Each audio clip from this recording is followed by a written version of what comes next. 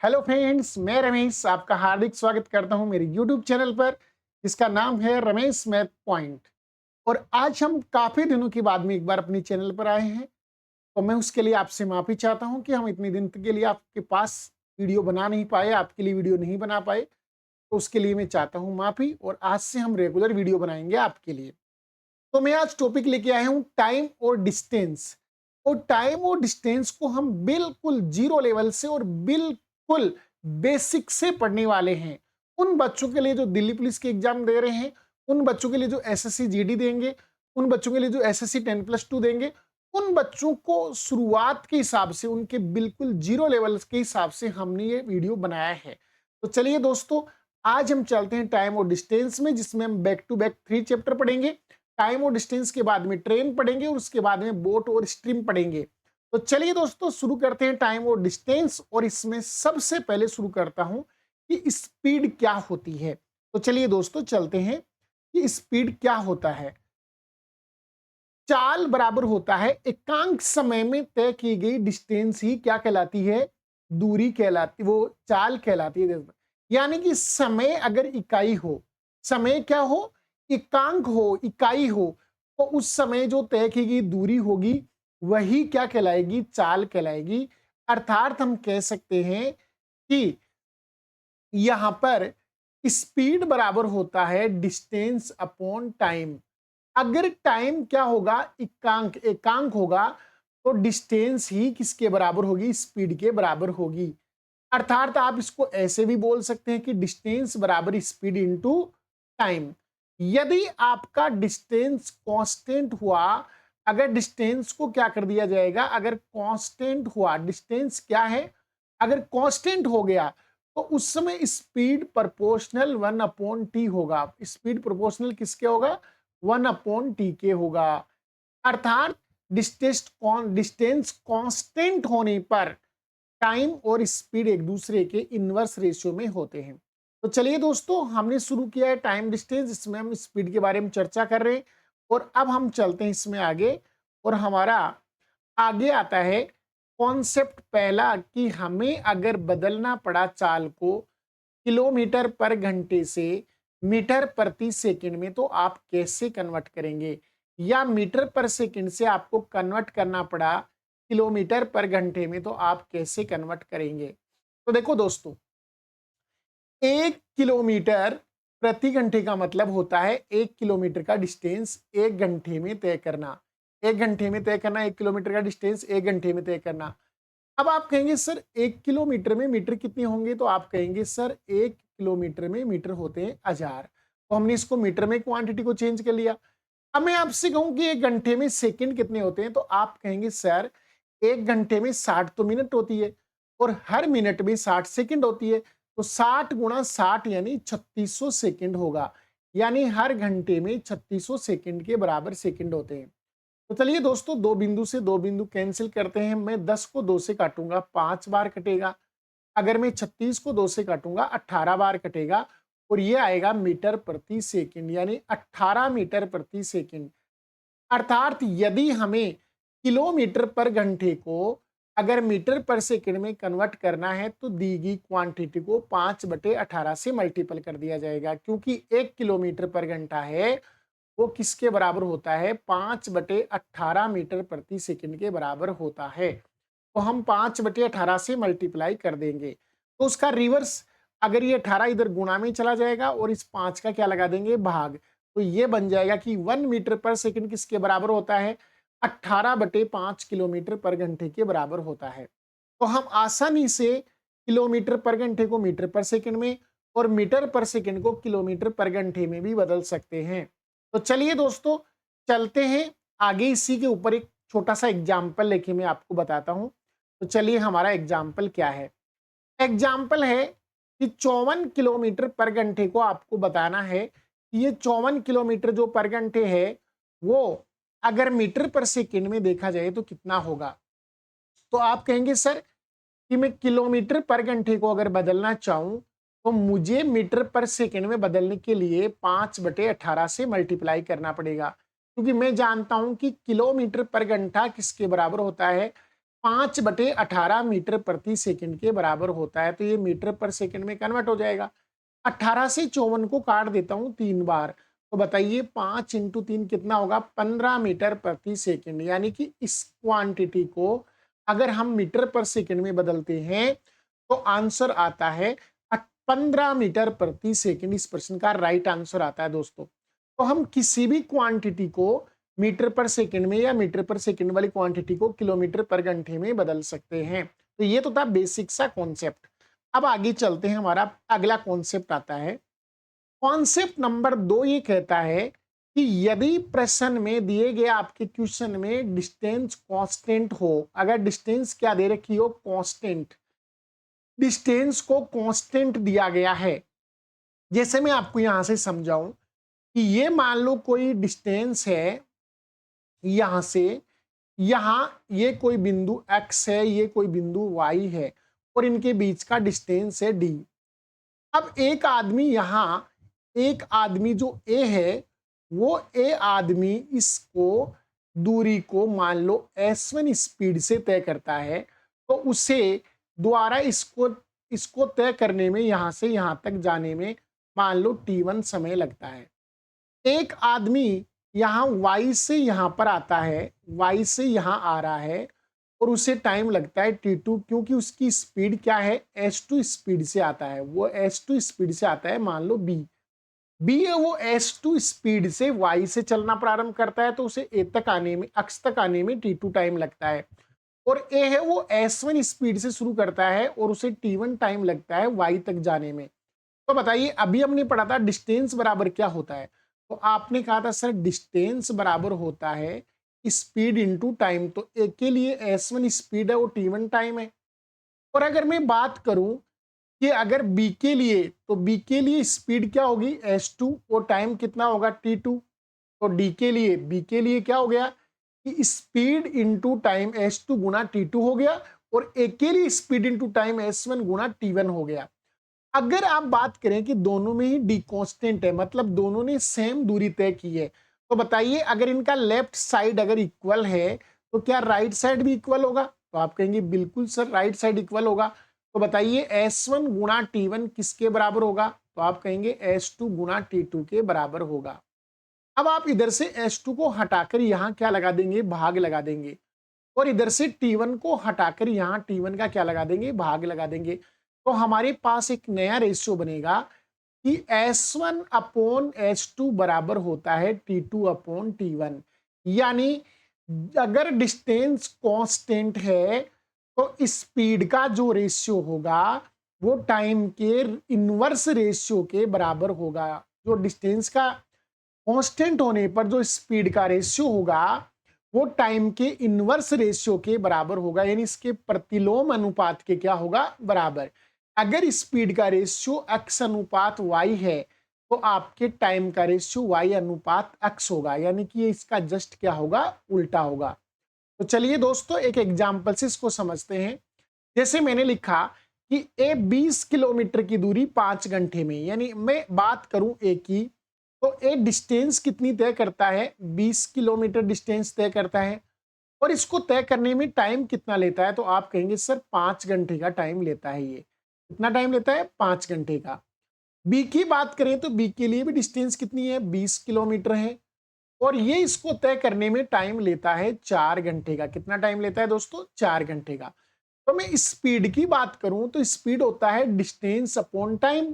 तो डिस्टेंस में तो 20 में 5 का भाग देंगे, इस 20 के अंदर 5 का भाग देंगे तो कितना आएगा भाई, तो आप कहेंगे सर 4 किलोमीटर प्रति घंटे आ रही है।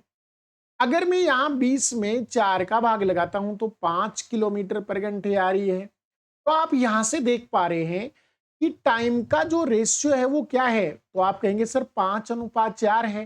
तो यहाँ स्पीड का रेशियो क्या है, तो आप कहेंगे सर 4:5 है। तो बताइए टाइम का जो रेशियो है वो स्पीड के रेशियो का क्या है, प्रतिलोम है। प्रतिलोम है ना, इसका उल्टा दे रखा है, यानी उसका प्रतिलोम होता है। तो आपका दूसरा कॉन्सेप्ट ये है कि यदि डिस्टेंस कांस्टेंट है तो स्पीड का रेशियो होगा वह टाइम के प्रतिलोम रेशियो के बराबर होगा बेटा। किसके बराबर होगा? जो स्पीड का रेशियो है वो टाइम के प्रतिलोम रेशियो के बराबर होगा, यानी उल्टे रेशियो के बराबर होगा। यही हमारा सेकंड कॉन्सेप्ट है। अब हम चलते हैं तीसरे कॉन्सेप्ट पर। इसका तीसरा कॉन्सेप्ट यह है कि मान लो किसी क्वेश्चन में स्पीड कांस्टेंट है। आपको क्या कांस्टेंट दे रखी है? स्पीड कांस्टेंट दे रखी है। स्पीड को कांस्टेंट बताया गया है। जैसे मान लो मैंने यहां से ये कोई पॉइंट है, ये कोई पॉइंट है एक्स, और यहां से एक पॉइंट है, ये आपका है वाई, वाई है। यहां से ए दौड़ना शुरू करता है एस साल से। ए दौड़ना किस साल से शुरू करता है? एस साल से। और इस दूरी को T1 टाइम में तय कर लेता है। कितने टाइम में? T1 टाइम में तय कर लेता है। और इस दूरी को मान लियो मैंने D1 मान लिया, ये D1 डिस्टेंस है।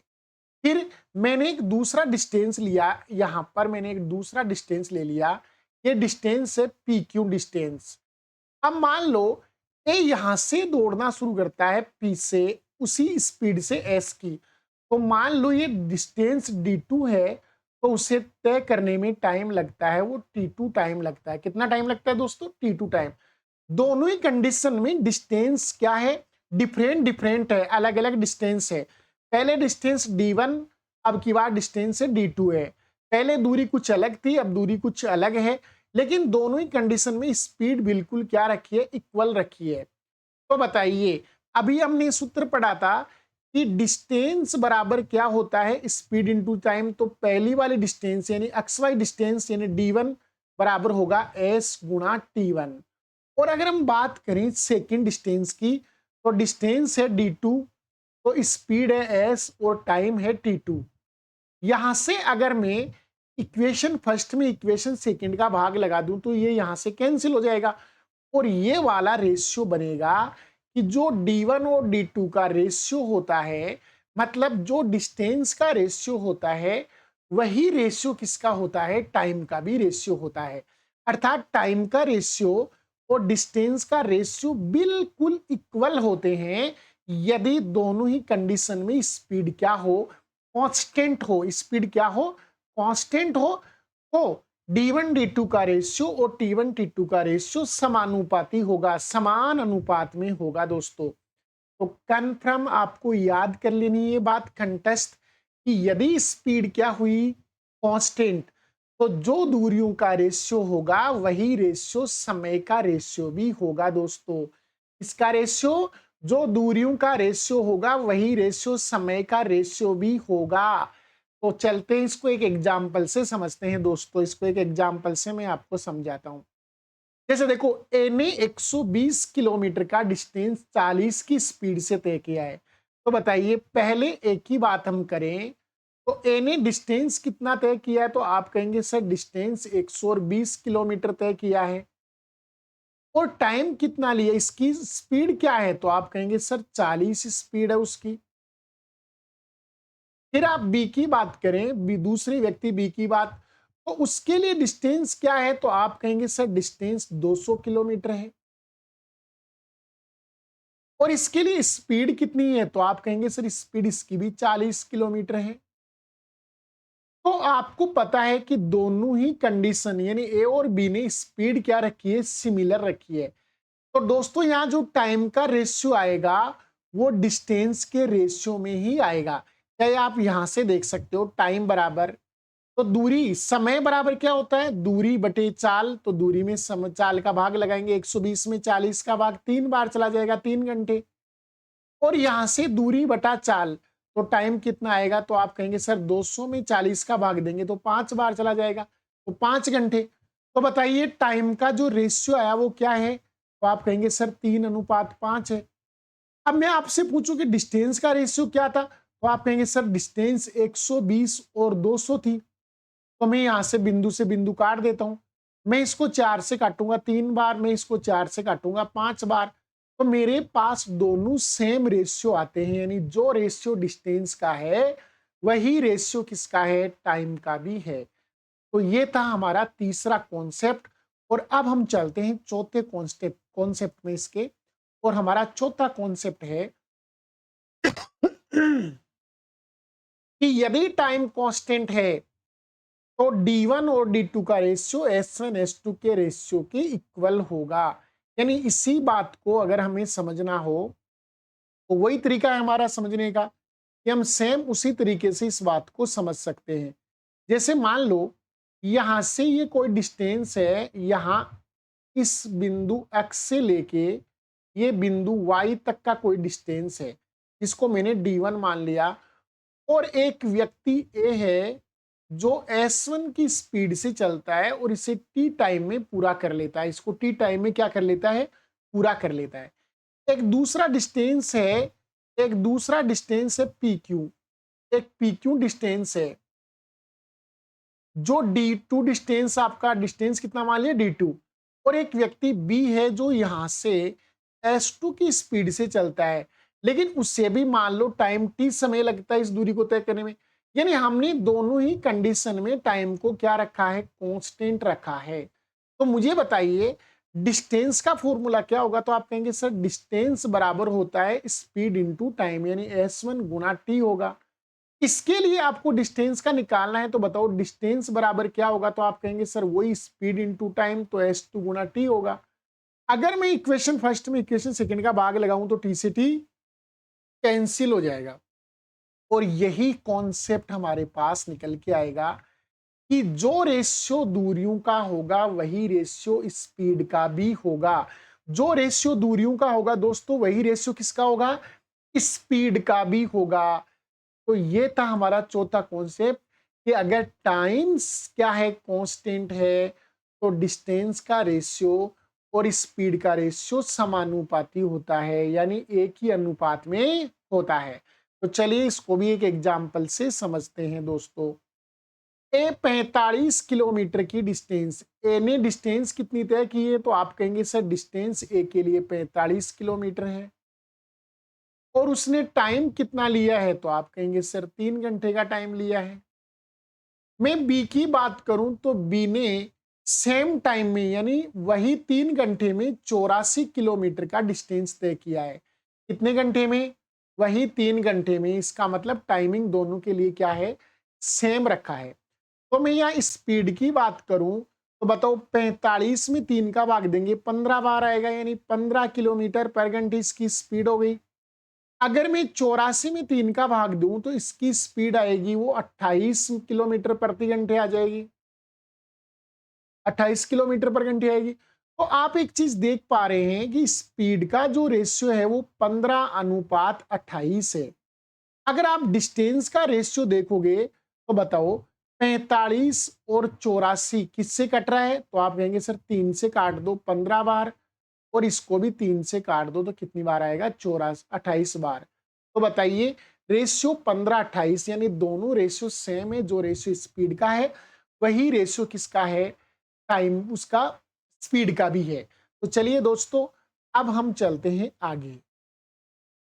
क्वेश्चन है आपके लिए, पहला क्वेश्चन है एक बस 900 किलोमीटर की दूरी 25 घंटे में तय करती है, तो बस की चाल बताओ।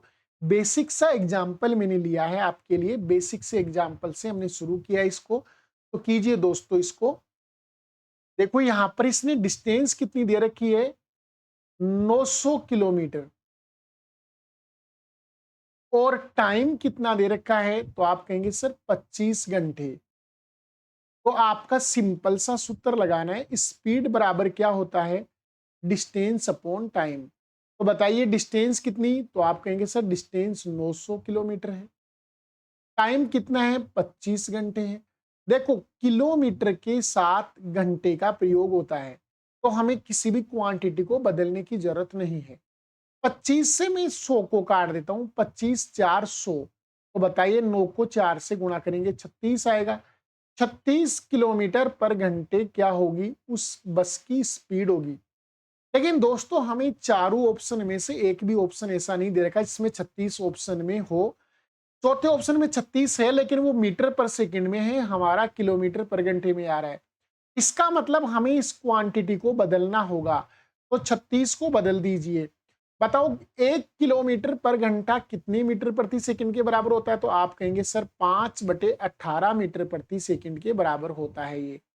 तो यहां से 18 से काट दीजिए 2 बार, तो बताइए 5 गुणा 2 कितना होगा, 10। यानी इस प्रश्न का राइट आंसर होगा 10 मीटर पर second. Option number 2 will be correct answer दोस्तों। तो इस प्रश्न के उत्तर क्या होंगे, 10 मीटर पर सेकेंड होंगे, या ऑप्शन में 36 किलोमीटर पर घंटे है तो वो भी इसका राइट आंसर होगा दोस्तों। तो चलते हैं दोस्तों अगले एग्जाम्पल पे। एक स्कूटर सवार है जो 60 किलोमीटर पर घंटे की चाल से जाता है और 1 घंटे और 15 मिनट में कुछ दूरी तय करेगा, तो वो दूरी हमें निकाल के बतानी है कि वो दूरी कितनी तय करेगा, तो वो हमें दूरी बतानी है दोस्तों। तो चलिए दोस्तों, यहां हमें डिस्टेंस कितनी दे रखी है, तो आप कहेंगे सर डिस्टेंस यहां हमें जो दे रखी है वो दे रखी है, वो दे नहीं रखी, सॉरी डिस्टेंस हमें नहीं दे रखी, स्पीड हमें दे रखी है। स्पीड हमें दे रखी है 60 किलोमीटर प्रति घंटे, और हमें टाइम कितना दे रखा है, तो आप कहेंगे सर 1 घंटा और 15 मिनट का हमें टाइम दे रखा है। देखो दोस्तों, किलोमीटर में प्रति घंटे में आ रहा है, आपकी क्वांटिटी किलोमीटर पर घंटे में, तो ये क्वांटिटी मेरे को घंटे में चाहिए, तो मैं इस 15 मिनट को घंटे में बदलूंगा, तो किसका भाग लगा दूंगा, 60 का। तो ये 15 से 1 बार कटेगा, ये 15 से 4 बार कटेगा, तो यहाँ टाइम मिनट की जगह क्या हो जाएगा, घंटे हो जाएगा।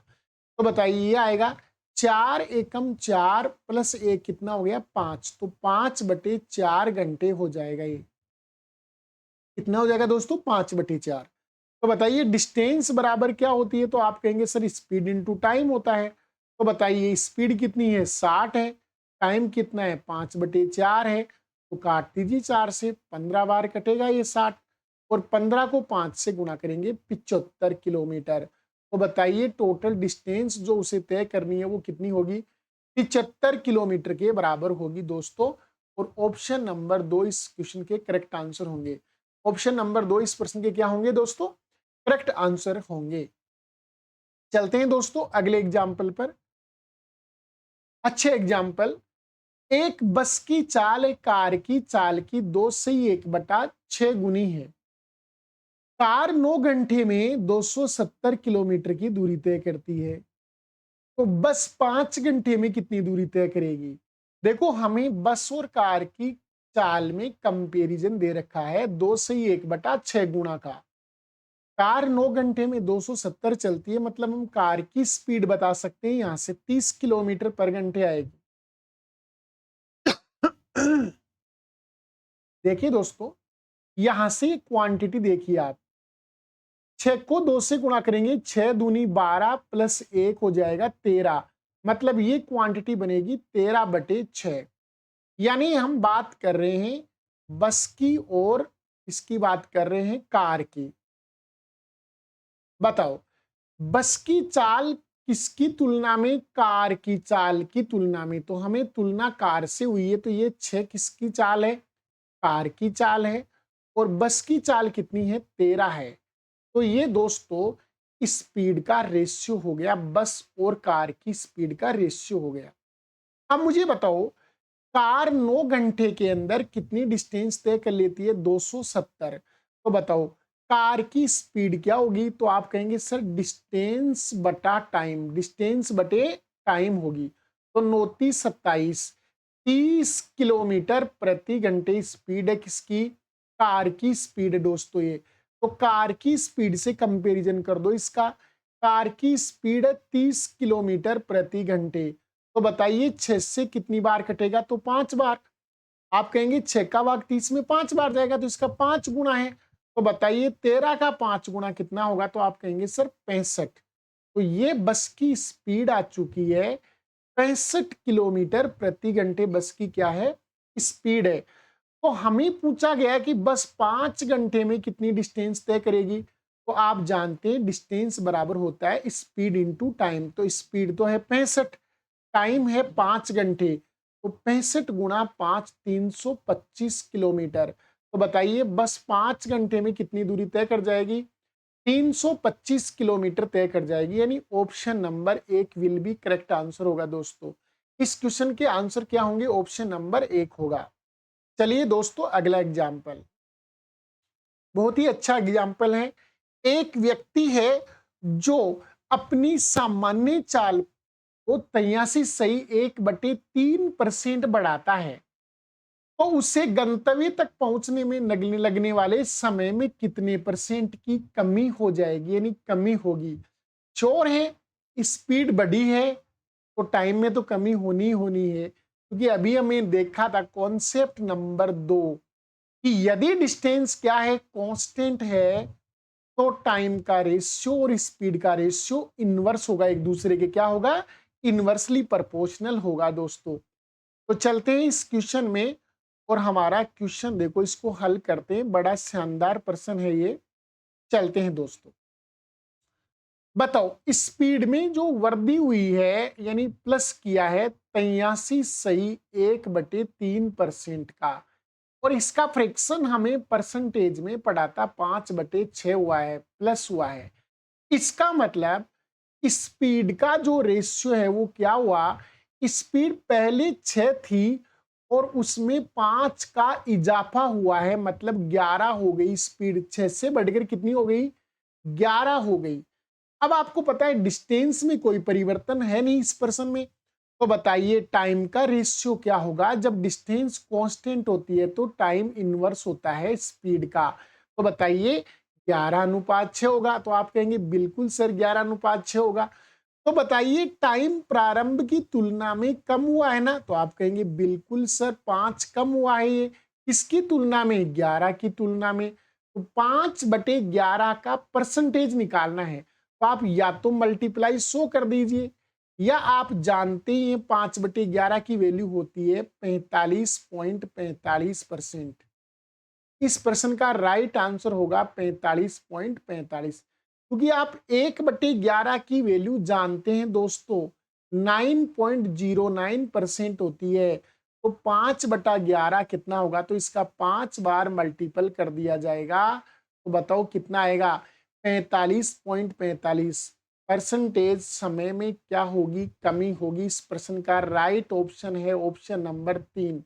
प्रश्न का राइट ऑप्शन कौन सा होगा, ऑप्शन नंबर 3 इस क्वेश्चन का राइट ऑप्शन होगा दोस्तों। तो चलिए दोस्तों अगला एग्जाम्पल इसी तर्ज पर।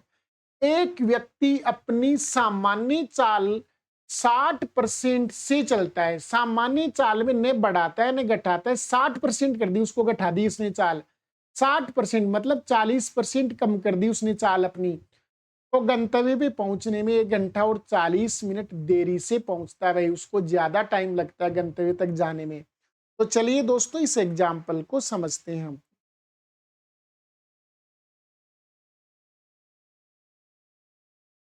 देखो यहां 60% की वैल्यू देखो, पहले 60% का वैल्यू क्या होता है, तो आप कहेंगे सर 3/5 होता है। इसका मतलब ये तय है कि स्पीड है ना, वो प्रारंभ में कितनी थी, 5 थी, और बाद में उसको कम करके 3 कर दिया गया। स्पीड प्रारंभ में कितनी थी, 5, प्रारंभिक स्पीड 5 थी, जिसको 60% कर दिया, और 5 का 60% 3 के बराबर होता है, तो 3 कर दी। तो बताओ डिस्टेंस सेम है, डिस्टेंस में कोई परिवर्तन नहीं हुआ है, तो बताइए टाइम का रेशियो क्या होगा, तो आप कहेंगे सर 3/5 होगा टाइम का रेशियो। टाइम का रेशियो कितना होगा, 3/5 होगा। अब आपको पता है कि यहां देरी कितने की हुई, 1 घंटा 40 मिनट, मतलब 100 मिनट की। 1 घंटे में कितने मिनट होते हैं, 60 मिनट होते हैं, तो 60 + 40 कितना होगा, 100 मिनट। तो बताओ यहां डिफरेंस कितने का दिखाया जा रहा है, 2 यूनिट का डिफरेंस आ रहा है, और यही 2 यूनिट का टाइम डिफरेंस 100 मिनट के बराबर होगा, क्योंकि हमें 100 मिनट ज्यादा लग रहा है ना उस व्यक्ति को, और यहाँ अनुपात में 2 यूनिट का डिफरेंस है। तो बताइए 2 यूनिट को 100 से काटेंगे तो 1 यूनिट 50 मिनट के बराबर होगा। तो बताइए गंतव्य तक पहुंचने में सामान्य समय, तो सामान्य समय 3 यूनिट था, तो दोस्तों इसको 3 से गुणा कर दीजिए, 150 मिनट का समय लगेगा इसे अपनी सामान्य चाल से वहां तक पहुंचने में। 150 मिनट का मतलब होता है 2.5 घंटे का समय, यानी option number 4 will be correct answer. Option number 4 will be correct answer होगा दोस्तों। 150 मिनट का मतलब क्या होता है, 2.5 घंटे। तो चलिए दोस्तों अगला एग्जाम्पल इसी तर्ज पर, इसमें परसेंटेज मैंने देखे आपको डायरेक्ट फ्रैक्शन में दे दिया है। अपनी सामान्य चाल की 5/8 चाल से चलकर राम कार्यालय 45 मिनट देरी से पहुंचता है। तो जल्दी से इस प्रश्न के उत्तर चाहिए मेरे को।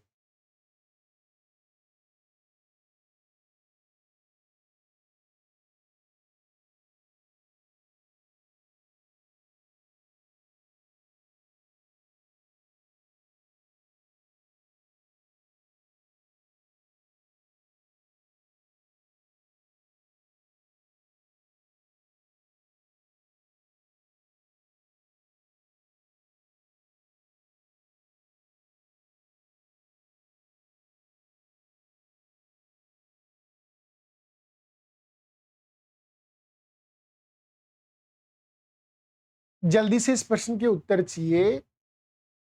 देखो यहां पर इस प्रश्न के आंसर कितने आएंगे। चलो करते हैं चेक इस क्वेश्चन को। देखिए दोस्तों, स्पीड 5/8 कर देता है, मतलब प्रारंभ में 8 थी उसकी स्पीड। तो देखो स्पीड के रेशियो की बात करें तो प्रारंभ में स्पीड क्या थी 8, इसको उसने कितना कर दिया है 5 कर दिया। स्पीड को कितना कर दिया दोस्तों 5 कर दिया है। तो मुझे बताओ टाइम का रेशियो क्या होगा। तो आप कहेंगे सर टाइम तो इसका इनवर्स होता है, तो 5:8 होगा। तो बताओ पहले की तुलना में टाइम कितना ज्यादा लगा। तो आप कहेंगे सर 3 यूनिट ज्यादा लगा, जबकि क्वेश्चन में तो 45 मिनट ज्यादा बताया गया है। तो बताओ 3 का कंपैरिजन 45 मिनट के साथ करते हैं तो 1 यूनिट का कंपैरिजन कितने के बराबर हुआ 15 मिनट के बराबर होगा। तो बताइए कार्यालय पहुंचने का सामान्य समय, तो सामान्य समय 5 यूनिट था, तो मल्टीप्लाई 5 कर दीजिए, 15 गुणा 5 75 मिनट होगा। यानी इस यात्रा का जो सामान्य टाइम था वो 75 मिनट था। यानी option number 1 will be correct answer दोस्तों। Option number 1 will be correct answer है इसका। तो कीजिए दोस्तों अगला एग्जाम्पल। अच्छा एग्जाम्पल है।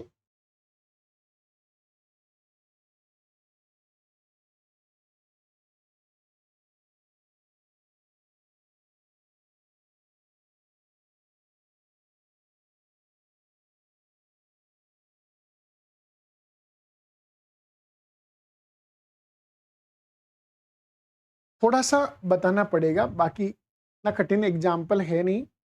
देखो बेटा, उसने कुछ अपनी यात्रा का कुछ भाग तो 5/18 की स्पीड से तय किया, शेष भाग 7/20 की स्पीड से तय किया, और फिर कुछ कुल भाग, शेष भाग यानी कुल यात्रा का, और शेष 26 सही 2/3%। इसका मतलब होता है 4/15। 4/15 कैसे निकालोगे आप, ऐसे निकाल सकते हैं, गुणा कर लो 26×78 प्लस 2 कितना हो जाएगा 80। 80/3% हो जाएगा। अब आप जानते हैं 1/3 को ऐसे कैसे रहने दो, 80% की वैल्यू तो आप जानते ही हैं, और आप जानते हैं 4/5 होती है 80%, तो ये आपका 4/15 बन गया। तो मैं कहता हूं आप डिस्टेंस मान लीजिए 18 का 20 का और 15 का एलसीएम ले लीजिए। तो मैंने डिस्टेंस मान लिया, मानो 180 यूनिट मान लिया मैंने। कितना यूनिट मान लिया 180 यूनिट मैंने डिस्टेंस मान लिए दोस्तों। तो बताओ इस डिस्टेंस का, देखो यहां से हम शुरू करते हैं। ए पॉइंट से बी पॉइंट तक उसने की है यात्रा बस से, फिर बी पॉइंट से सी पॉइंट तक की है उसने यात्रा रेल से, सी से डी पॉइंट तक की है उसने कार से, और शेष ई तक उसने की है पैदल यात्रा। तो मैं कहता हूं बस से कितनी यात्रा की, जो बस से यात्रा की है वो कितनी है। तो आप कहेंगे सर 5/18 है। तो बताइए 180 यूनिट में 18 का भाग देंगे 10 बार, 10 को 5 से गुणा करेंगे 50। 50 यूनिट तो उसने बस से तय की। अब बताओ आगे किससे किए, उसने आगे यात्रा की है ट्रेन से 7/20। तो 20 का भाग लगाएंगे 180 यूनिट में, तो बताओ 9 बार जाएगा, और 9 को 7 से गुणा किया तो 63। 63 यूनिट उसने किससे यात्रा की है, रेल से यात्रा की है। फिर उसके आगे की बात करते हैं, कार से यात्रा। कार से यात्रा की उसने 4/15, तो मैं 15 का भाग लगा दूं। 15 का भाग 180 में 12 बार चलाएगा, तो 12 इंटू 4 कितने होंगे, 48। 48 यूनिट उसने यहां से। अब आगे आती है पैदल। तो पैदल कितना यूनिट चला वो, तो देखो दोस्तों, 50 प्लस 63 113। 113 में 48 जोड़ेंगे, 161 यूनिट। 161 यूनिट 180 में से घटाएंगे तो 19 यूनिट पैदल यात्रा तय की उसने। और हमें यहाँ पैदल यात्रा बता रखी है 950 मीटर है। इसका मतलब हमें इस 19 यूनिट की वैल्यू दे रखी है कितनी, 950 मीटर के बराबर। तो बताओ 1 यूनिट किसके बराबर, तो 19 5 95, 50 मीटर के बराबर हुआ। तो टोटल डिस्टेंस तो 180 यूनिट है। तो टोटल डिस्टेंस बराबर होगा 180 यूनिट इंटू 50। तो दोस्तों 18 5 90 और 2 बिंदु है, यानी 9000 मीटर, यानी कि 9 किलोमीटर। यानी वो डिस्टेंस कितनी है, 9 किलोमीटर की डिस्टेंस उसने तय की है। कितनी डिस्टेंस तय की है दोस्तों, 9 किलोमीटर की डिस्टेंस उसने क्या की है, तय की है। तो चलिए दोस्तों अगला एग्जाम्पल। एक व्यक्ति 4 की चाल से चलकर किसी दूरी को 3 घंटे और 12 मिनट में तय कर लेता है। यदि वे 24 की चाल से चलकर उसी दूरी को कितने समय में तय कर लेगा। देखो दोस्तों, हम बात करते हैं इसका बिल्कुल बेसिक लेवल से। हमने कॉन्सेप्ट पढ़े इसके, सबने, हम सब ऐसे कॉन्सेप्ट पढ़ चुके। बताओ पहले स्पीड की बात करें तो पहले स्पीड कितनी थी, 4 थी, और अब स्पीड कितनी कर दी, 24 कर दी। तो बताओ स्पीड का जो रेशियो है वो कितना होगा, तो आप कहेंगे सर 1:6 होगा। 4 से काट दिया, 1:6 होगा। अब ये बोलता है कि 24 की चाल से उसी दूरी को, बताओ डिस्टेंस चेंज की क्या इसने, तो आप कहेंगे सर डिस्टेंस तो चेंज नहीं की इसने। तो बताओ टाइम का रेशियो क्या होगा, तो आप कहेंगे सर इनवर्स होगा ना इसका, तो 6:1 होगा। 6 क्या होगा, 1 होगा।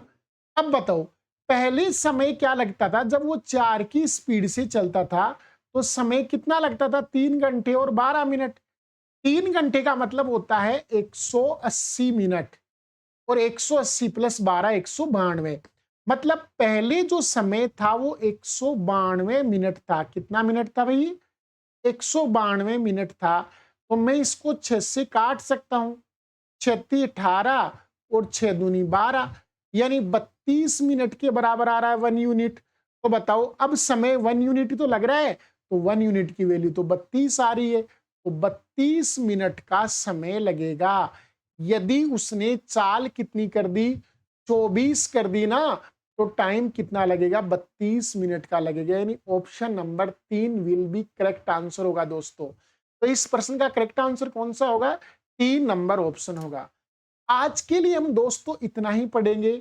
अगले वीडियो में आपके लिए बहुत बेहतरीन और कॉन्सेप्ट लेके आ रहा हूं, जिसके साथ हम इस प्रश्न को शुरू करेंगे, प्रश्नावली को अगेन शुरू करेंगे अगले लेक्चरर में। जब तक के लिए धन्यवाद। जय हिंद, जय भारत। अगर मेरा वीडियो आपको अच्छा लगे तो इसे ज्यादा से ज्यादा बच्चों के पास शेयर कीजिए, जिसको इनकी जरूरत है, जो कॉस्ट देके इस कोर्स को खरीद नहीं पा रहा है, या जिसे बिल्कुल जीरो से मैथ सीखनी है, उन्हें इस वीडियो को ज्यादा से ज्यादा शेयर करो, ज्यादा से ज्यादा लाइक करो और सब्सक्राइब करो, और बेल आइकन को जरूर दबाइए ताकि मेरे अगले वीडियो का नोटिफिकेशन आपको जरूर मिलता रहे। तो चलिए दोस्तों चलते हैं, आज के लिए इतना ही। धन्यवाद। जय हिंद, जय भारत।